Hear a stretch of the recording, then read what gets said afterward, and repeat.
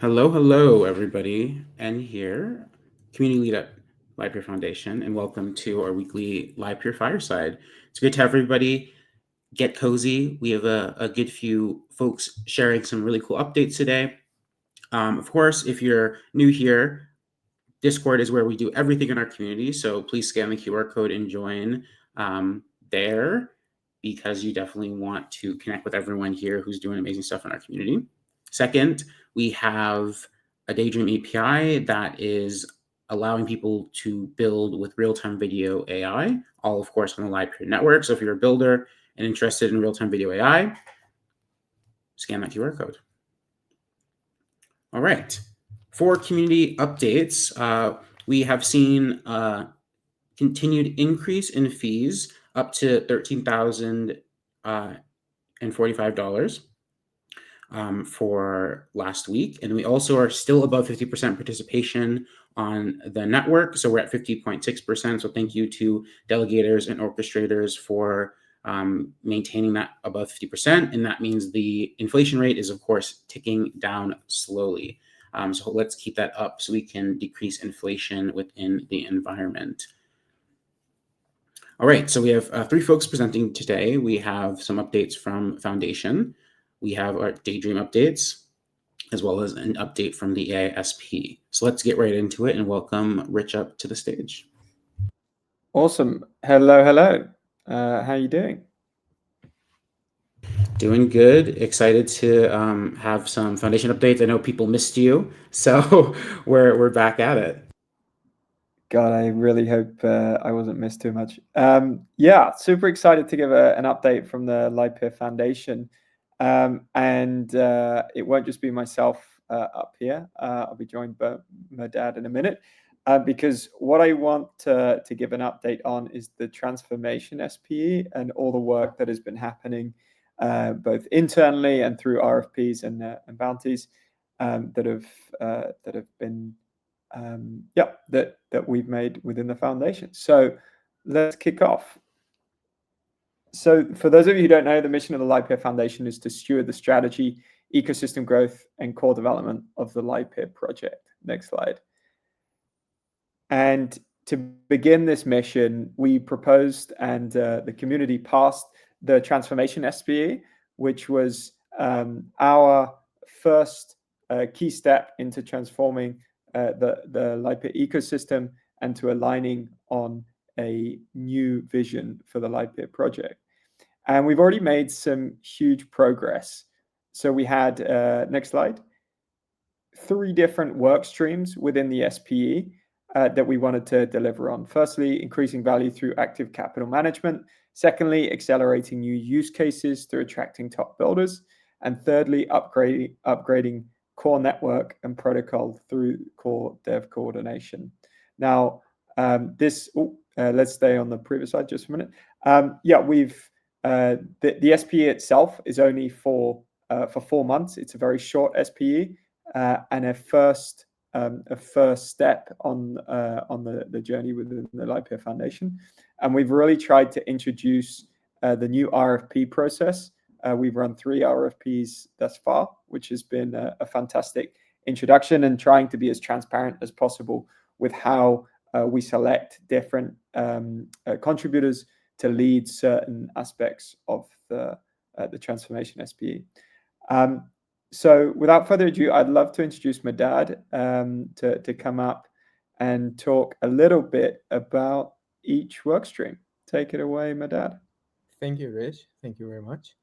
Let's move to the next slide. Thank you. So as said, we have 3 work streams. The first one is capital markets. We've established 3 working groups, one focused on inflation, another focused on on-chain liquidity UX, and the third one working on developing capital yield and yield strategies. Currently, we have the discussion on inflation in the forum. I encourage everyone to go check it out. It's an awesome work done by Ben. Next slide. The next work stream is the builder work stream. And now we're going through new use cases that are built on the network. And by new and existing builders. So we had the Encode hackathon 2 weeks ago, and 7 projects hacked, which was amazing. We have the website and docs refresh to improve the builder onboarding, and just launched a builder-centric Dev Connect activation, which you can save your spot through Luma. And new hackathon announced with Story Protocol. Next slide, please.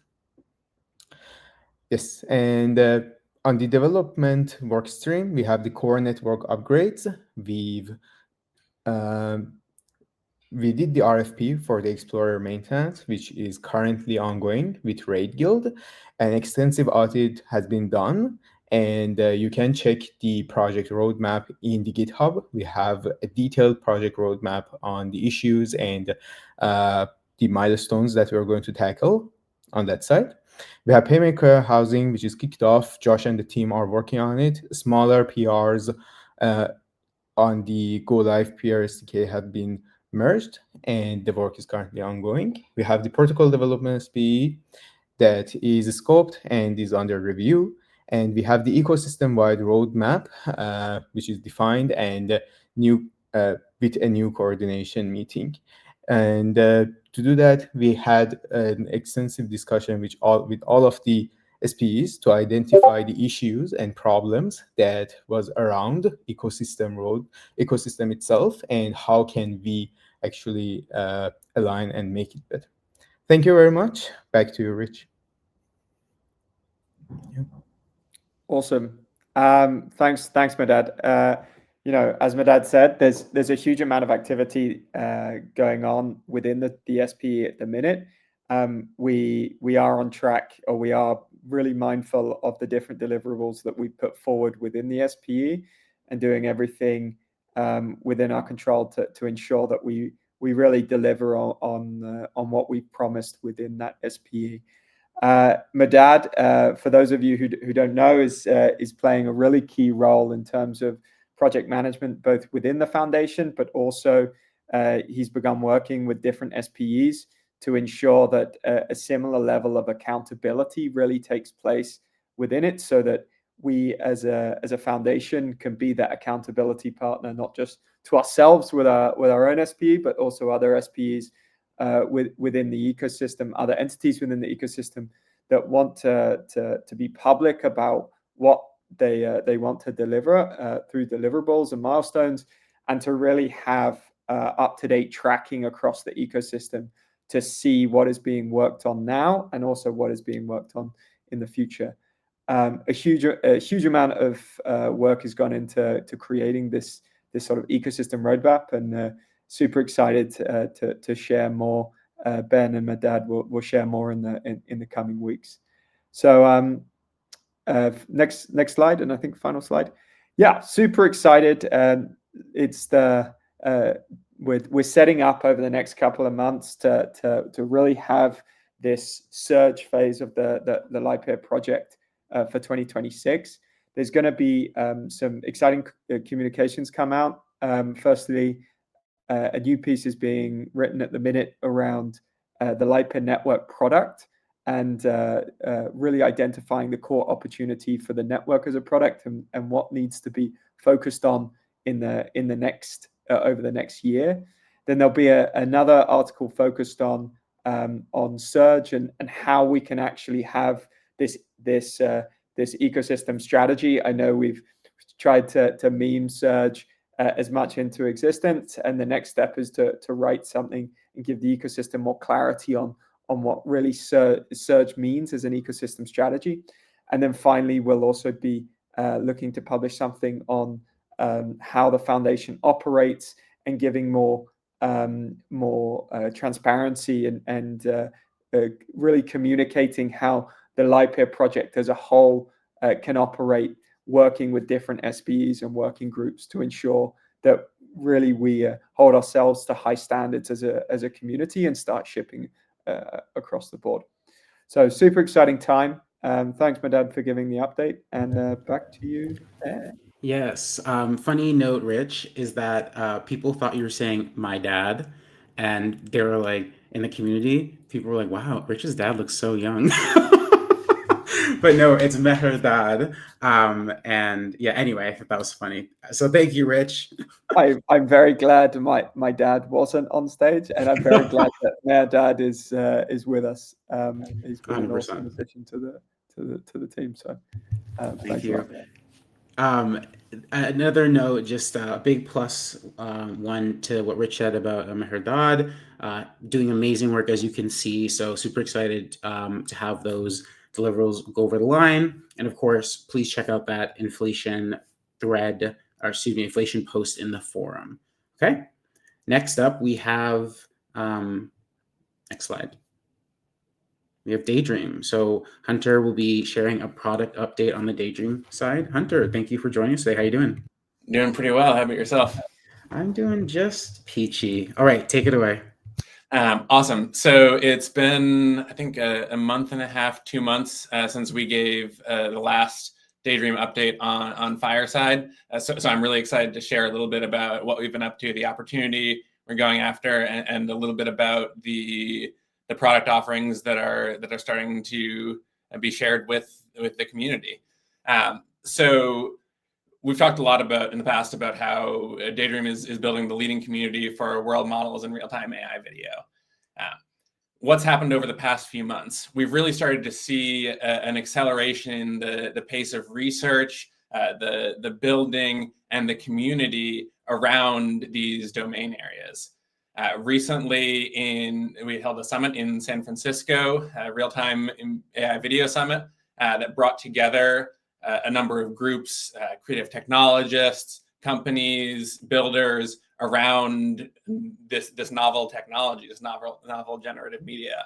And you can see some of the images here. There were fantastic talks from both Daydream team members and the broader community, some of the leading researchers in the field, breakout builder sessions.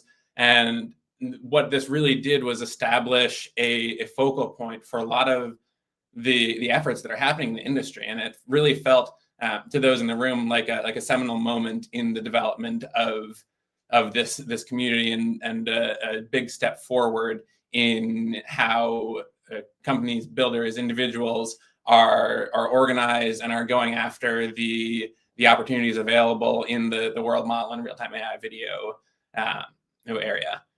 So how does this relate to what we're actually shipping at Daydream, and what we're offering to the community? Can you go to the next slide, Anne? So recently, a couple of weeks back, we launched the first version of Daydream Scope. This is an open source and local first tool for running and customizing real-time interactive video and world models. So what this allows people to do is play with the state-of-the-art technology. It's been really difficult for some of the research to actually be surfaced in a way that's usable, that's extensible, and ultimately that you can program against. And I think Scope is a first step in this direction. We're really excited to see this early community grow, and we're already starting to see some amazing creations here.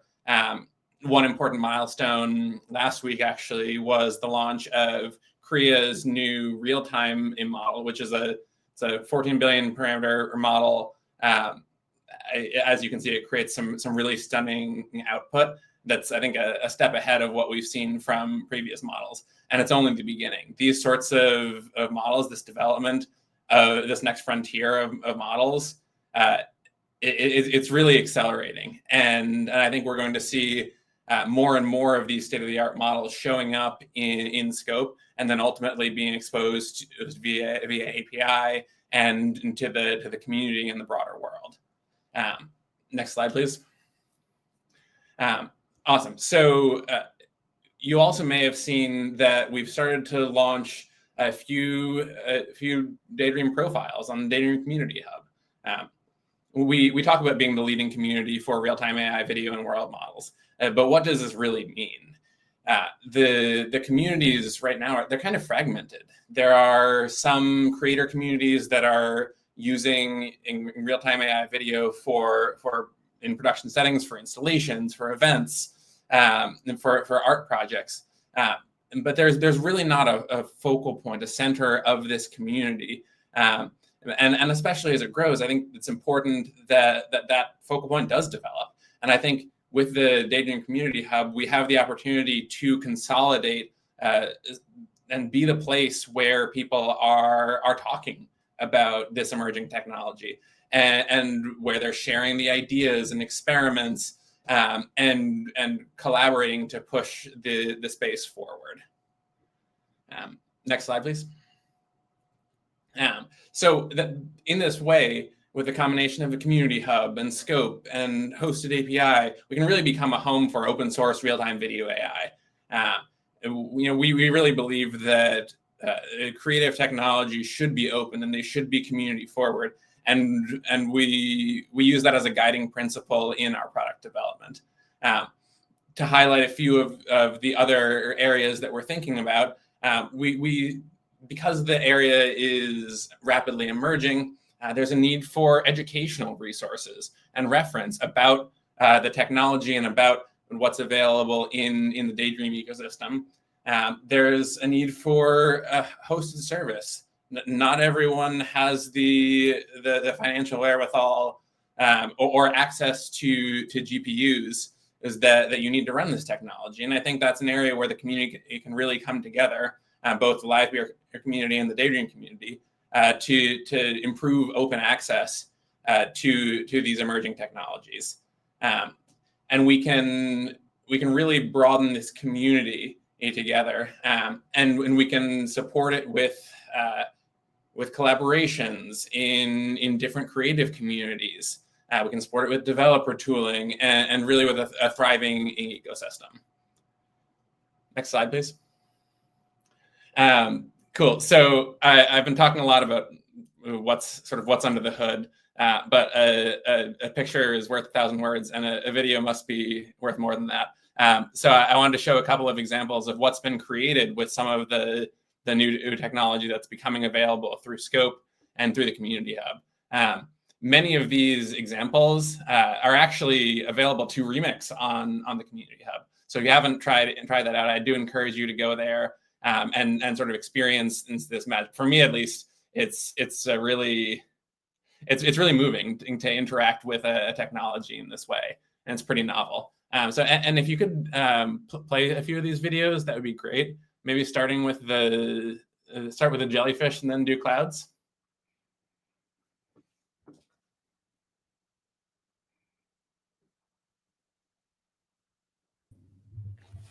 Sorry, 1 second, Hunter. It looks like the videos are not being pulled over from to the import on StreamYard. So give us a second. I do want to play the videos. Lizzie, if you can try to bring up the slides on your own computer and present your screen and see if we can play them that way. Thanks.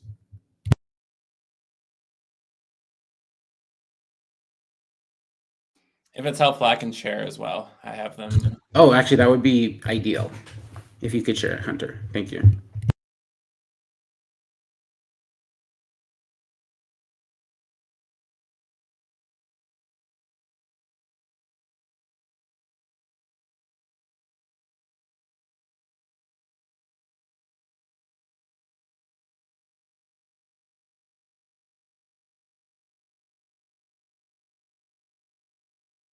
It looks like you'll need to make my screen visible in.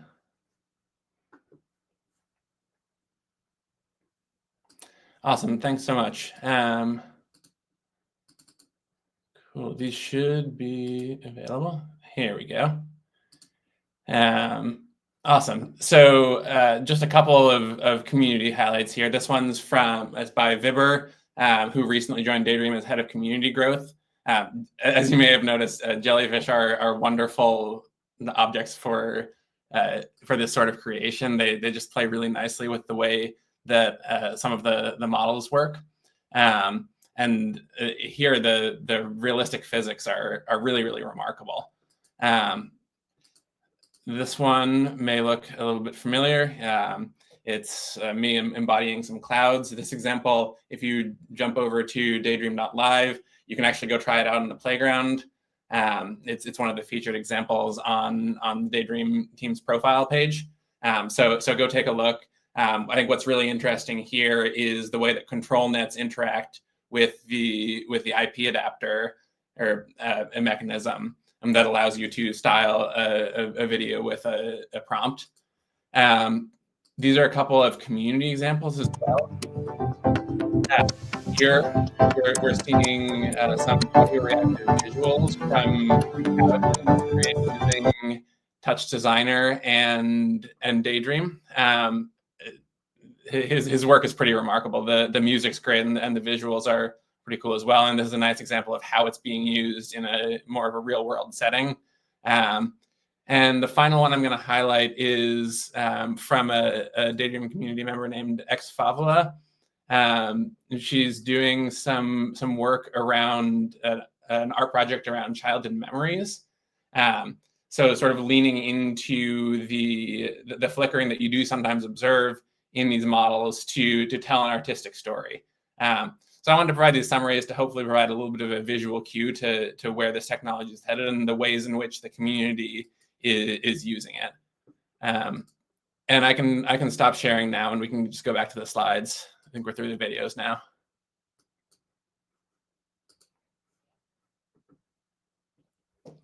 Awesome. So just quickly to highlight a couple of upcoming initiatives, things that we're thinking about within Daydream, and wanted to highlight to the Livepeer community as well. So first, with regards to infrastructure and sort of the network as a product, Rich alluded to this a little bit. But I think as we step further into the world of real-time AI video and world models, there is a need to think about what the network can look like in that scenario. What sorts of GPUs need to be available? What sort of network topology it can be helpful and can really carry the community to the next phase. And I think within Daydream, we're certainly excited to partner with the community on that initiative and really get into the details there.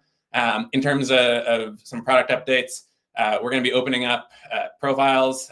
Currently, they're in beta, but we do want to start allowing people to join and present their own creations, their own workflows, their own projects. It's on the Daydream Community Hub and really bootstrap that community. Also upcoming is the launch of a desktop version of Scope, as well as a hosted service that connects it to the Daydream API, Inference API, as well as the Livepeer network. And finally, we're going to be continuing our community events, our online workshops, and hosting or participating in a variety of events in real life. So keep an eye out for those event updates. We'd love to meet you in person. Next slide, please. Awesome. So finally, just to wrap up, I want to highlight a couple of opportunities to join in. First, join the Community Hub. It's linked in the QR code that's on screen right now. Check out the featured custom workflows that are there. Go ahead and play with them. Some of them are available via the playground. Some of them are available as Touch Designer project files. And secondly, try Scope. If you have a GPU or a RunPod account, you can go use Scope today. The new Korea real-time model is really exciting. There are a couple of other models such as Long Live and Stream Diffusion V2 on there that can produce some really exciting results. That's it for me, but really appreciate the opportunity to give this update and hope to see you guys online. Of course. Thank you so much, Hunter. And it's awesome to see how far Daydream's come from humble beginnings, and congrats on all the product work you've been doing. It's looking great. Thanks. Thanks. All right. Oh, I don't think, are the other slides there, Lizzie? No?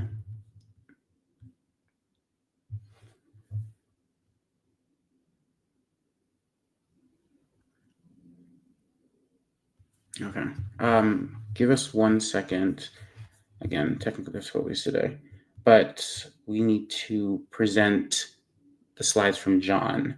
John, I'm not sure if you want to come up if you have them on your end and you can present them, but yeah.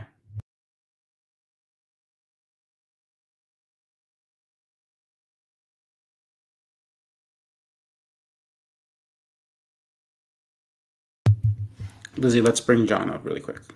Hi. Ian, here we are. It's about to jump into the Discord. Yeah, thanks for having me on. Could you share your slides yourself? Sorry, for some reason oh, there we are. Okay. I think it was the wrong one we were sharing. Awesome. Well, take it away, John. I'll leave it to you. All right. Yeah, thanks for having me on. Do you have the slides up on your end, by the way? Okay, great. Awesome. So it's been about a month or so since our last update, and I really wanted to share some exciting developments in the ComfyStream space with all the excitement going on with Scope and Daydream. I wanted to try to illustrate a vision that the AI SP, myself personally, has over the past year seen for the Livepeer network and how we can scale to bring new pipelines on the network. So I'll start off with essentially we have this goal, right, for 0-day AI deployment on the network. ComfyStream, as I see it, has a unique value proposition in its ability to warm load models. So we'll go ahead and go to the next slide and get into some more of this. So today what we see is we want to launch another AI pipeline, right? And we have to get more GPUs onto the network to do that. We see this ask from Inc. and the Daydream team to provide more GPUs. I think we have something like at least 80 GPUs or something on the network today, serving real-time AI workflows. But most of them are just set up for just one single pipeline. And so what ComfyStream can do for us is it can allow us to have multiple pipelines that can warm load on the fly. So hot reloading pipelines. And this is made possible by ComfyUI's caching of nodes, which is something that in the past we weren't able to take advantage of due to some defects within ComfyUI and ComfyStream. So seeing this growing need for additional capacity on the network to be flexible, to scale, imagine a situation where we have new models coming out every day, new pipelines. We don't have necessarily GPUs. We can't necessarily reserve a GPU for every single pipeline or model that comes out, especially in the case of inference pipelines, which are much smaller. And so what ComfyStream allows us to do is to scale that way. We can go ahead to the next slide and explain a bit more here.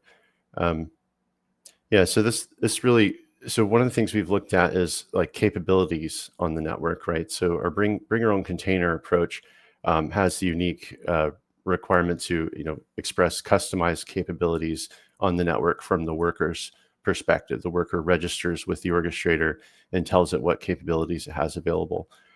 This morning we actually merged our bring your own container go Livepeer changes to the network, and they'll be in a future release. But what the next phase of this could involve would be ComfyStream, expressing multiple pipelines that a worker could support. This would be extracted from the workflow, maybe a model. There's certain things about ComfyUI workflows that need more reloading time versus other smaller prompt updates like change of text prompt updates and so on. What we've developed is like a loading screen experience. So when ComfyStream accepts a prompt that requires a warm up, you get a nice friendly loading output in your video, and the pipeline loads up automatically. When the stream ends, the pipeline will stay warm on that model, and we see this as an opportunity to dynamically scale the network's capacity and have models that are warm based on demand, or pipelines that are warm rather. Next, thank you. So this just kind of encompasses everything that I've been discussing here today. Hot reloading workflows is a huge breakthrough for the network and ComfyStream. Smart caching is a proprietary function of ComfyUI that we get to take advantage of. When we're building workflows and building custom nodes, we can make the workflows more efficient by creating nodes that cache intelligently. Caching steps like preprocessors, control nets, and so forth, so that when changes are made to the workflow, only parts of the AI pipeline have to be reloaded in VRAM. In our current demo today, we can see that the VRAM is scaling automatically up and down based on what workflows you want to run. So another important aspect of this is the ability to bring your own workflow and bring your own container. So we see a future of being able to, build your ComfyStream Docker container and also development environment with a specific set of ComfyUI custom nodes, as well as model downloads. Of course, the containerized deployment is how we are currently deploying BYOC containers, and that's how we see the shipping to the network in the first phase. Next slide, please. So just a bit of a visual here. Again, you can imagine that we have all these GPUs that are loaded on Stream Diffusion or Face ID. By being able to have multiple pipelines on a specific worker and allowing the worker to warm load a different pipeline, you have the advantage of having more models and pipelines available in the network. One of the other options is providing different pricing based on a warm pipeline versus a cold pipeline. Next slide, please. Yeah. So furthermore, ComfyUI and ComfyStream, we put a lot of work into addressing a lot of tech debt over the past year, and I would admit that honestly the UI is not really the best experience on ComfyStream. We have made some improvements to show like text outputs and to demonstrate some of the core package functionality of ComfyStream. But we see an opportunity with Scope, Daydream Scope being developed, where we see ComfyStream kind of as like a pipeline within the Scope ecosystem, and allowing developers to share workflows, build their ComfyUI workspaces, download their models, install their nodes in that the type of Daydream Scope UI environment, and then of course continuing to build more like on the GitHub, automated build side, building a Docker container that can go out to the network, serving containerized workloads. Next slide, please. Yeah, and just in summary, this just completes the whole ecosystem. This gives us, again, a scalable network, gives us the ability to share workflows out of the box, and ComfyUI gives us a lot of performance and caching benefits. Next slide, please. I think this might actually be out of date. I have 2 more slides if you want to refresh or something. And we can share 2 videos that I have to add here. Or I can also share my screen. Yeah, I would just share your screen. Apologies, I'm not sure they made it into the slides. Okay. And additionally, one note, I think it's really powerful, especially as Daydream builds their open source real-time video AI community. There's going to be a bunch of other, quote unquote competitors, but folks in the same vertical building their own models. And I think as a network, it will be really advantageous for us to welcome all of those people in and be able to run all of those models, whether cold or warm, on the network. So I've already talked to a few builders who are interested in running, Lighthouse, or I think it's LTX, and they're wanting to run it on Livepeer's network. So this enables them to do that. Wow, that's really exciting to see the interest in the demand side there. Yeah, thank you for collaborating and pulling that together. Of course. Okay, yeah, let's switch the screens over, Lizzie, and get those videos presented. Okay, I think we've got it up now. Perfect. Okay, so the first thing I want to show is that with the help of our team and credit to Prakash, we've developed a Stream Diffusion SD 1.5 ComfyUI custom node. This uses custom TensorRT control nets so that we can compile those into engines, and this workflow runs. We can actually spin this up in ComfyStream and run it as well. So this is one of the demos I have to show here. Just go ahead and just start thinking about how we can put SDXL into ComfyUI and things like the Korea pipeline and so on. Yeah, this is actually a 3090 I was testing on, so it needs some work there. But you can see the output from the earlier run. So I want to go ahead and demo the next phase here. Wait, one more. Just a moment. Use. Excuse me.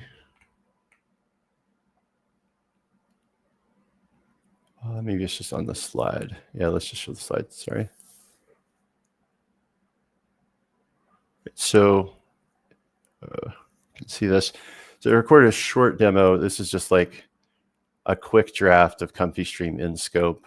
Not sure if that video is coming through really well, but you get the inverted workflow with the cat. So you have a ComfyStream pipeline, ComfyStream workspace gets detected, installed using Comfy CLI, and then you have workflows that you can pick from.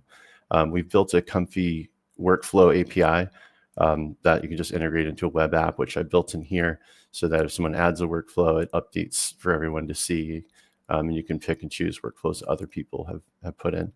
The next phase, of course, is like building a better workflow development experience, which is more on the Comfy UI visual side there. But for the final demonstration, I want to show how we are actually doing this on the network, how we can do audio transcription and also other workflows in real time, just hot reloading these on the network. So this is ComfyStream, which now has multimodal capabilities.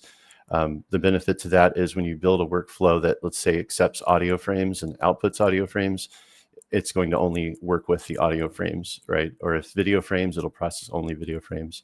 You can also do audio and video. So whichever is not processed by the workflow will be passed through in the output, and that makes it very dynamic for different types of workflows. So we can actually stop the stream. We'll do a few more examples here of live streaming. But we can switch over to Dream Shaper. The video, I clicked that pretty quickly. Video is playing. So you get this loading screen when the Daydream workflow, for example, is loading up. We can see this loading on our ComfyStream worker here as the TensorRT is still loading, and then finally get the output. So what's really cool is now we can actually switch. So let's say if we go to do audio, we can update the stream in real time. And now we're going to be doing audio transcription while doing, it's the same live stream, right? I've just, the same live stream has gone from SC 1.5 over to audio transcription. And then we can also just switch that back over to, let's do inverted colors. And you can see how that works. So, and this one doesn't use a model, it's just OpenCV. But yeah, so you can see we have two different workflows that use models that are actually loading just dynamically, with audio transcription being one of those, and then SD1.5. So we're excited to put Stream Diffusion in this and get it live on the network as soon as possible, and then start building some additional pipelines, Deep Live Cam, the Korea.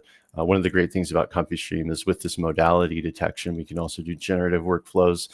So again, the input and output nodes are more flexible, and we can do those types of generative workflows as well. So yeah, thanks for the time. I hope this demonstrates, how we can scale the pipeline deployments on the network in a reliable way to meet model. Yeah, I mean, amazing work per usual, John, and of course the rest of the AI SPE. One question I have for some folks are asking in the community. Give me 1 second. Just kind of how people can tap in more to this if they're interested, and maybe if you want help with development, or if they want to just start utilizing ComfyStream more. Sure. We're always accepting pull requests. Get involved. Look at the issues page on ComfyStream. It's a good place to look for stuff we have open. There's also, I think, a new initiative with like a job board with the work streams that we're looking to begin collaborating with to get work out there. There's definitely a lot of stuff on our roadmap that we can build and try to make the developer experience better. And we're currently trying to move out of this Docker, area that's got so much rigidity to it, and get into more something we can just drop ComfyStream in scope, or any other application. Some of the other areas of interest are like the SDKs on the gateway, right? If we were going to sell these pipelines, we need to make it easier for developers to just build with an SDK and use an API key. I think Daydream has pioneered some of that, but we would like to see that multimodal support with our text outputs and all of that at a SDK level. So anyone wants to try, contribute in that area, I'm definitely open. We have some initiatives going on there. Awesome. Well, thanks so much, John. Pleasure having you. Awesome. Yeah, thanks for having me. It's a pleasure. All right. That brings us to the end of the Fireside today. As always, if you made it this far, please join our community. I know someone was saying, is there a Discord page for ComfyStream? You want to head to the Builder section, and in Lounge, you can always talk to the folks in the ASP.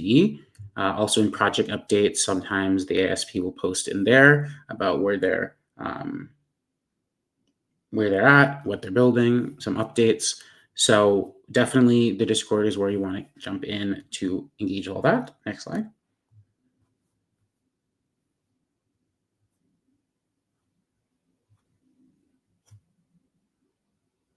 Next slide. Well,